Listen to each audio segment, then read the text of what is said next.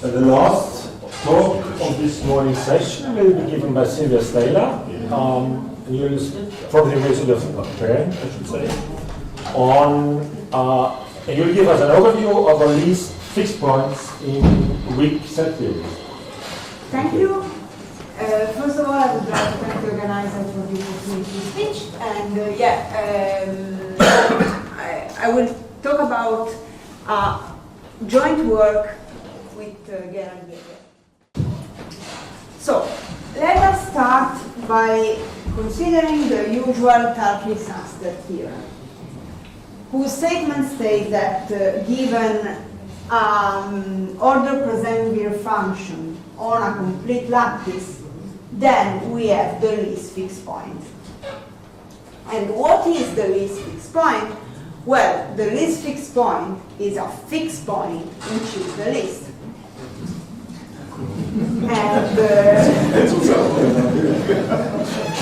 And the point is that this is a possible definition of the least fixed point, but there are two standard arguments to prove the Tarski Knaster Theorem, which actually use a kind of different characterization of the least fixed point.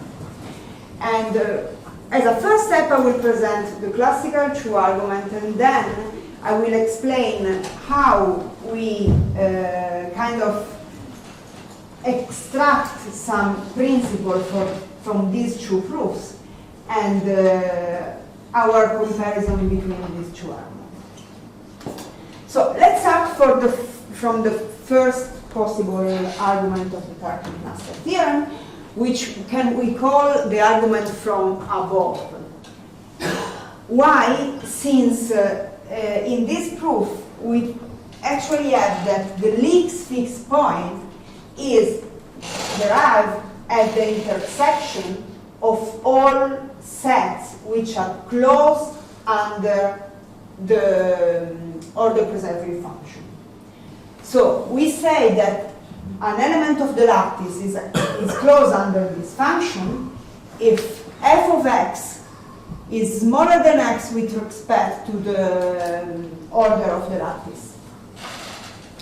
And then we define the least fixed point as the intersection of all these closed sets, and it is the least we can prove that it is closed and it is a fixed point.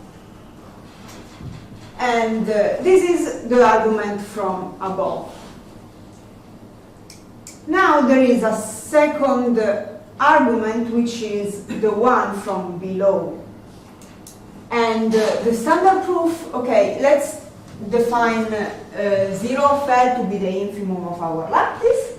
And then what will we do? Well, we take this infimum, we apply f, and then apply f, and apply f, and in the limit stage we apply f to the union of the previous elements we consider, and we get an we get a chain, which is order preserving because the function is monotone.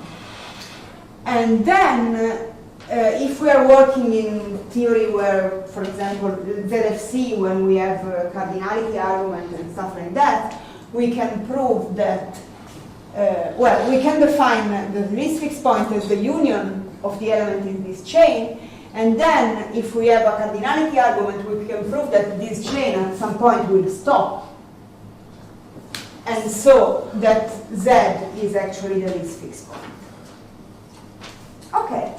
So these are the two standard arguments to prove the Tarski Knaster Theorem, and I guess many of you already know about that.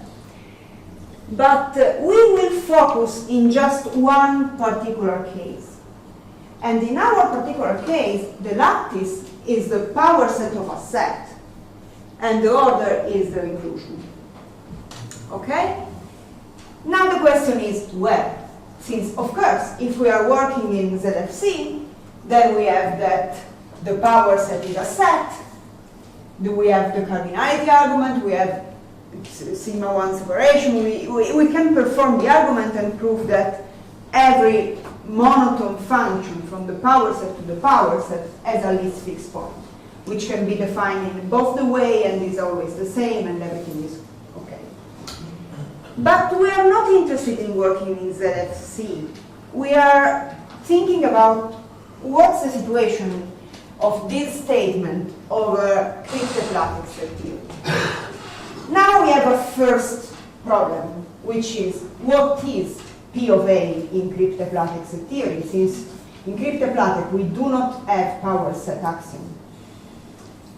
And well, in order to deal with this question, we are working in a second order extension of Kripke Platek Set Theory, and this second order extension can be thought as a parallel of Gödel-Bernays for ZFC.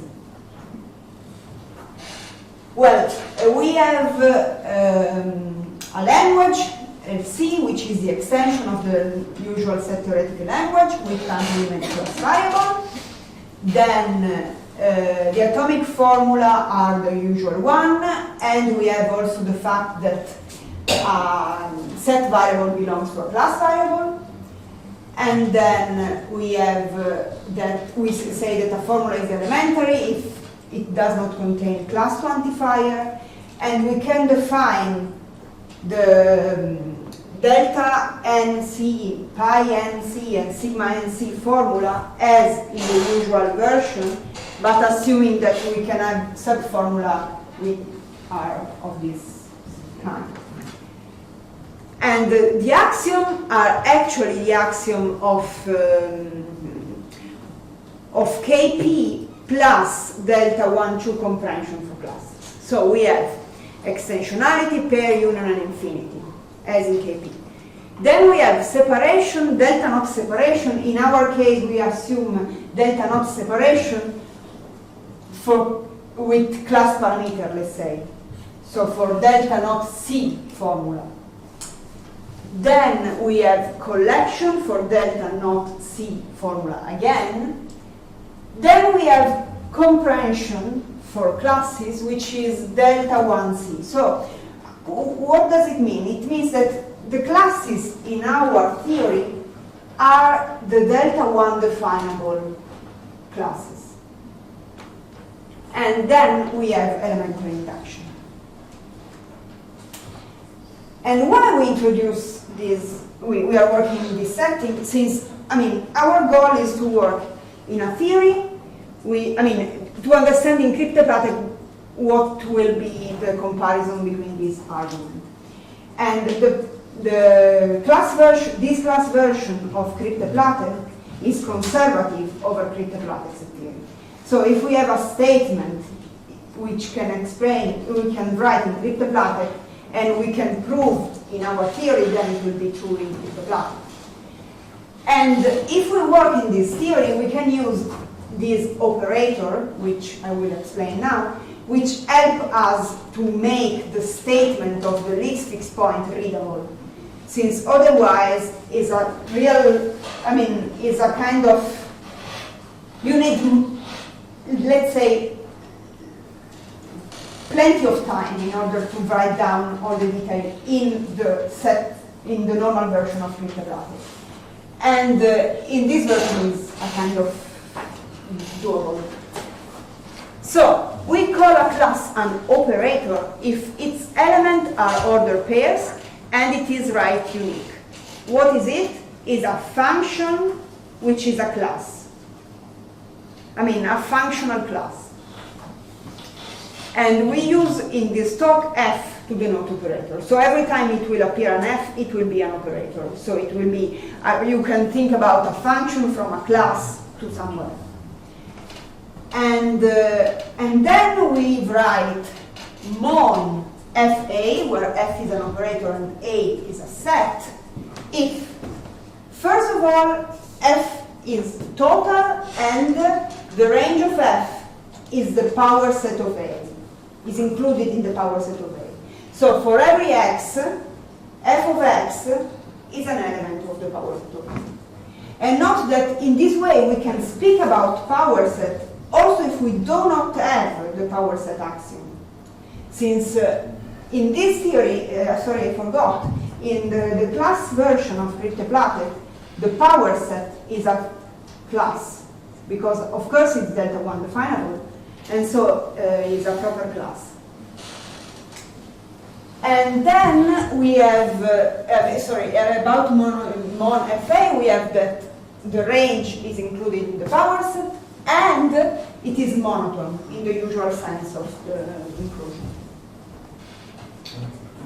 So, with this shortcut, we get that the fixed point statement in our theory is if F is a monotone operator, there exists a fixed point, and the least fixed point, if X is a monotone operator, there exists a fixed point, which is the least. And so we can write down these two statements. And now, our first question. Are they provable in our theory? I mean, if we're working in ZFC, we thought that everything is trivial. But now,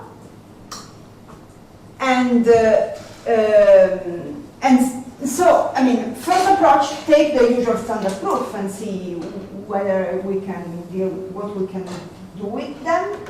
And actually, from these two proofs, we extract two principles, which, of course, will prove the least fixed point. And then, but the question again will be, are they provable or not? So let's think about the first argument of the Tarski Knaster theorem we had at the very beginning.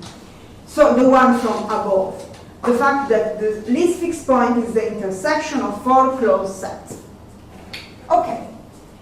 Now from this statement, we define a generalization which we called subset bounded separation, which is the following principle. For every formula which is delta naught C, we have that there exists the set of all elements in A such that for every y subset of B, phi of xy is the case, where A and B are sets, fixed sets. Why it does help us? Because we can define the intersection of four closed sets by using this principle. Since the strength of the principle is in the fact that the phi is delta naught C, where we can have class parameter. Let's do step by step. We want to prove that this is a set.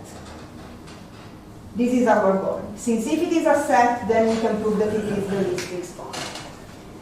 If we translate this with our lattice, we get that this is the set of X in A, such that for every closed set, X belongs to the closed set.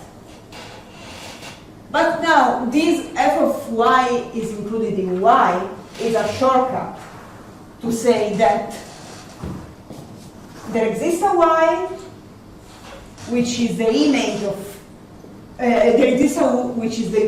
of y in f, and such that u is included in y. And this is a sigma 1 formula, right? With class parameter f. Now, since f is functional, this formalization, this is equivalent to, for every u, if yu belongs to f, then yu is included in y. And so we have that this part is delta 1. What does it mean? That we can apply delta 1 comprehension and get a class from that. So there will be a class, let's call it C, of the y such that they are closed. Right? So now we have a class. Now take this class and put here, instead of the f of y is included in y, and we will get for every y subset of A, if y belongs to C, then x is in y. And now this formula is delta naught with class parameter A. And that's means that we can use our principle to define it and to get the least fixed point. And so we will consider this statement as Vs. And notice that it is a trivial consequence of sigma 1 separation, but we have the fact that the quantifier is a kind of subset bounded. Then think about the other argument. The other argument was the one from below, which was like constructing this chain, at some point we will stop, and this will be the least fixed point. Well, of course, we can define the chain also in our setting. I will not focus on detail because of time constraint, but the first one is a formula which says that the small f is actually the chain we are constructing. And of course, this chain can be constructed also if f is not monotone. So we will focus on a statement which says just take an f such that for every x, f of x belongs to the power set. Then the chain we will construct at some point will satisfy this condition. So at some point, f, the small f of alpha, will be included in the union of the previous element of the chain. And of course, if we have this principle, then it means that the chain will stop, and so we are happy. And if we are working in ZFC, we can prove it because of cardinality argument again. But if we do not have the cardinality argument, we have this principle, and we are wondering whether it's provable or not. Well, as we said, both of these principles, from above and from below, implies the least fixed point, okay? But they have also another consequence in common, which is a kind of strange, and since, the bounded proper injection is a principle which says that there is no injection from the universe to a set, which is a kind of meaningful, but the question again is, okay, is ZFC is provable? Is it the case in KP? Maybe yes, come on, it's a class. And the answer, unfortunately, is no.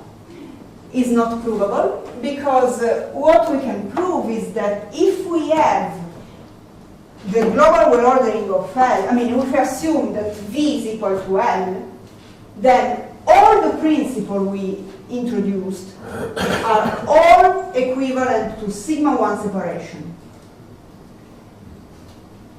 And so it means that they cannot be provable in KP, since otherwise sigma 1 separation would be provable in KP plus V equal L, and this is not the case. So these are the arrows we have, and okay, in V equal L is okay, but what's happened if we do not have the global well ordering? And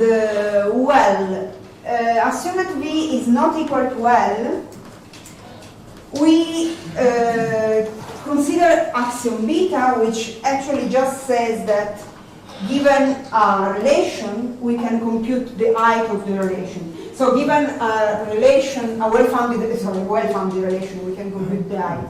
And given a well-founded relation, actually, it will be like every well order is an ordinal at the end.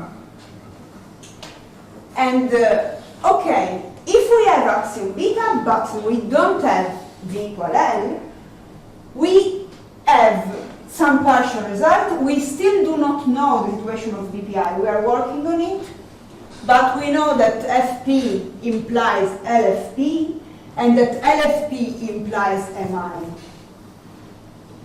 Then we have that in MI, beta is true, and the MI has the same consistency strength of sigma 1 separation.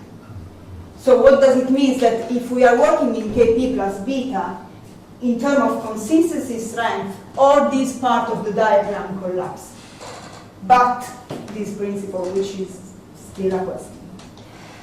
And well, notice that this part of the, from FP to LFP, there was also a paper by Sato who consider a similar situation in von Neumann Gödel-Bernais. Okay, and now the question. Assume we do not have axiom beta. Assume we do not have V equal L. Do we have that all the principles can be equivalent in KP?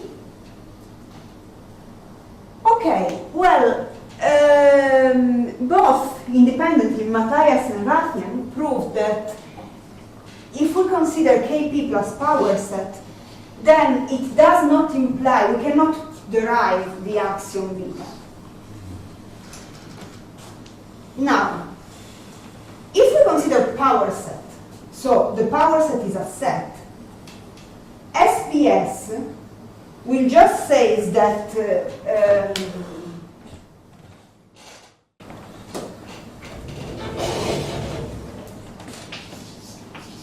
if we remember, is like there exists a Y subset of B prime x 1, where this is delta naught C. If we have the power set, this is a bounded quantifier, since it will be there exists a Y in P of B.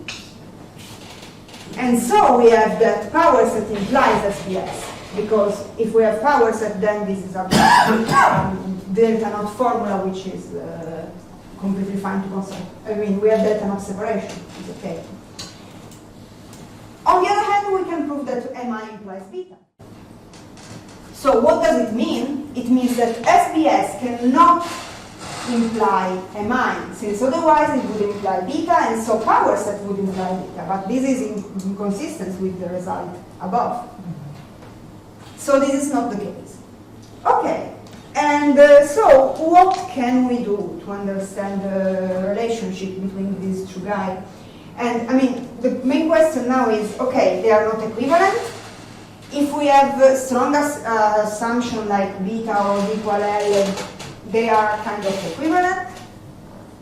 But what about the consistency strength of or the proof theoretical strength of this guy over poor KP? KP in the second order extension, but without asking more axiom. And one possible approach, I was like, okay, since I told you that in my mind at least KPC is a kind of equivalent of von Neumann Gödel-Bernais, was, well, take the axiom of von Neumann Gödel-Bernais. But they have the limitation of size. And the limitation of size says that there is a bijection between the ordinal and V. And by using this bijection in our proof in V equal L, we are so happy and everything collapsed. But the problem is that, well, can we prove the consistency of Kp plus the fixed point plus the limitation of size from just the consistency of Kp plus Fp? I have no answer, I'm sorry. And we are, we are working in this, to understand the situation of the consistency strength and the proof theoretical strength of this principle, but we are still not at the top, we are still working on it. Anyway, sometimes when we are trying to reach a goal is the most interesting part of the work, so, and you can have nice view climbing on the wall. So, yeah, thank you.